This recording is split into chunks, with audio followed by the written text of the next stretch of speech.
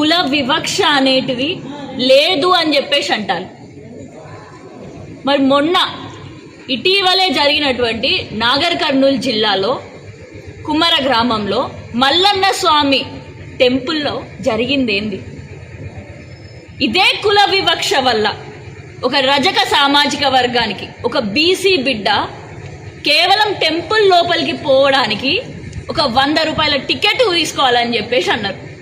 100 రూపాయలు నా దగ్గర లేవయ్యా అని అంటే అక్కడ ఉన్న రెడ్డి సామాజిక వర్గం, అక్కడ ఉన్నటువంటి కాంగ్రెస్ సర్పంచ్ అధికార దాహం, అదే సామాజిక వర్గానికి అధికార దాహం ఉండేసరికి, ఆ అధికార బలం ఉండేసరికి మరి వీరందరినీ కూడా నెట్టేసి ఇష్టం వచ్చినట్టుగా కొట్టి, ఈ చిన్న బిడ్డ వాళ్ళ తల్లిది జాకెట్ చింపి ఈ చిన్న బిడ్డని తొక్కితే నేడు ఆమె చచ్చిపోయింది.